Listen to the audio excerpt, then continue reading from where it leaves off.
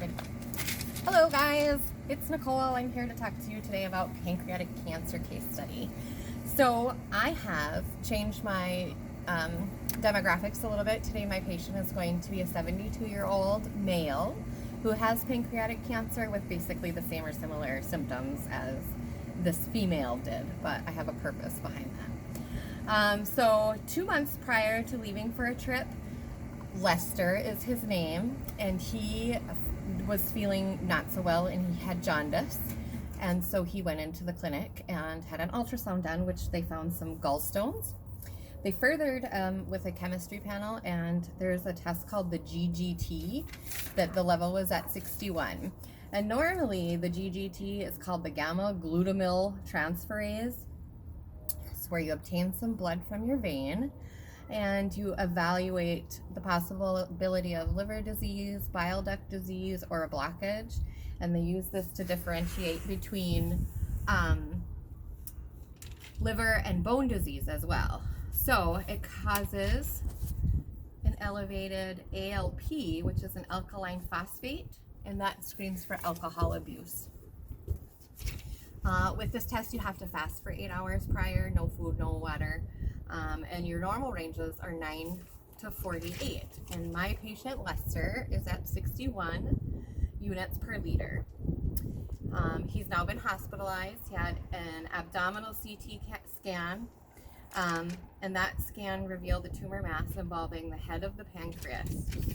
So the CT scan, as many of you know probably, that you're looking for suspicious areas, cancerous areas, or things that may have metastasized.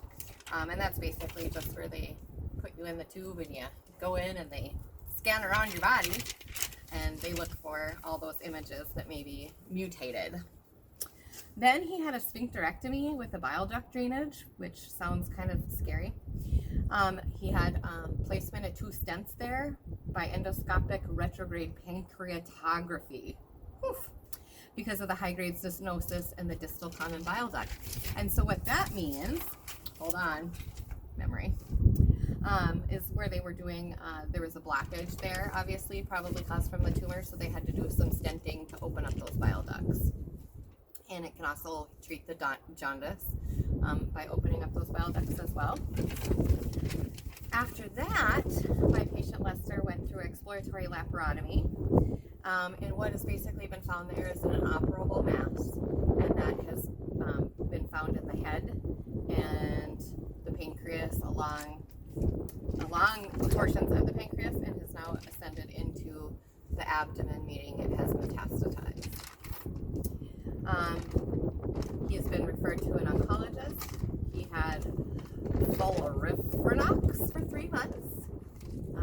And then he redid another CT scan, and that showed the progression that the cancer had moved throughout the entire body of the pancreas. Changed medications at that time to gemcitabine and apraxine for 1 month.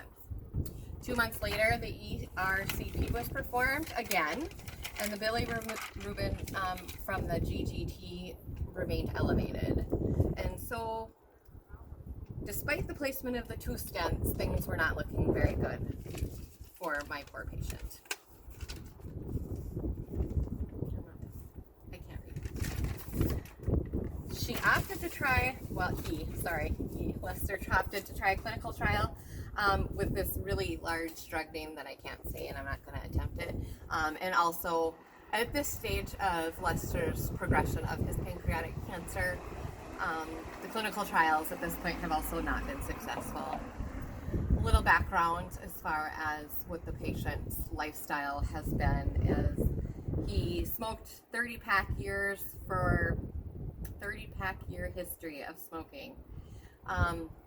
And then he drank 1 to 2 drinks per day.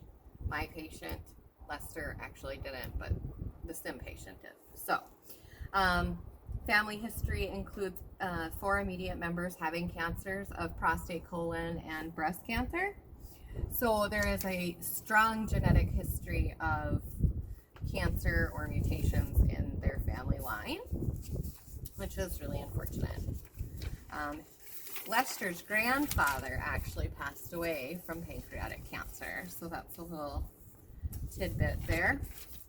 All right, so now we're going to go in and we are going to meet Lester. Now, when we assess Lester here, please keep in mind that he is not really sitting in the sun outside and enjoying the day. He is laying in a bed and he is very ill. Okay? Okay.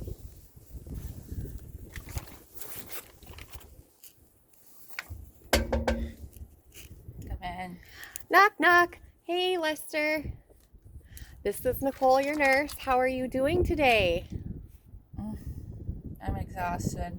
You're exhausted? Oh, I'm not very hungry either, and my back hurts. I'm sorry. The pancreatic cancer is very hard and damaging on the body with all that you've been through. Where's my dad? Well, your dad has actually passed away a few years back, and so I don't know the math. I'm not doing the math right now. I wasn't recording for that.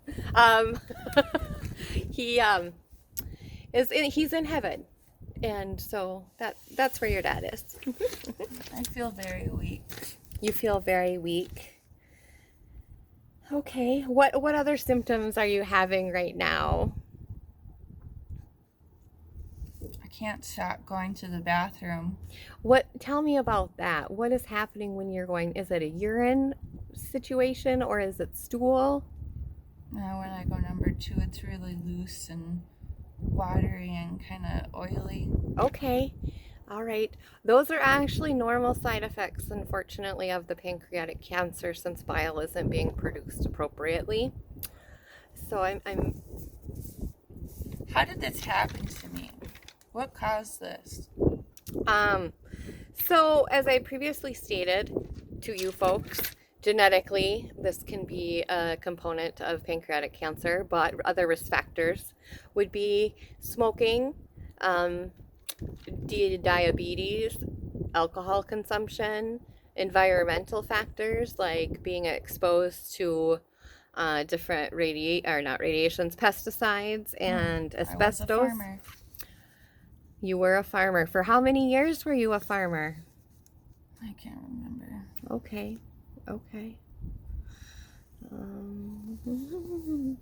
You are also a male. You're 72 years old, and those are also genetic predispositions for pancreatic cancer as well. How about eating habits previously? Did you eat a lot of red meat? That's all I ate. Yeah. Farmers tend to like their red meat and potatoes. So, red meat and processed meats are also associated with pancreatic cancer. How long do I have? Well, so you have come to a stage of acceptance, and you'd like to know how long you have. Is that what I'm understanding? Well, based on your appearance here, your vital signs were... Should I put them somewhere? Your vital signs were blood pressure was 80/45, heart rate was 27, respirations were 7, and oxygen level was 80%. And I wouldn't necessarily always tell my patient that, but since you're requiring it, that's what I'm telling you. And so I'm looking over your skin, your pallor, and you are very weakened, and it's really hard to assess and give anyone an appropriate timeline on how long they have. Your skin is starting to mottle, which means that the blood flow has reduced in certain areas, and at this point it's reached above your knees, which can be an indicator that time is nearing for you. Is there anything that you would like to discuss? I just feel all alone here.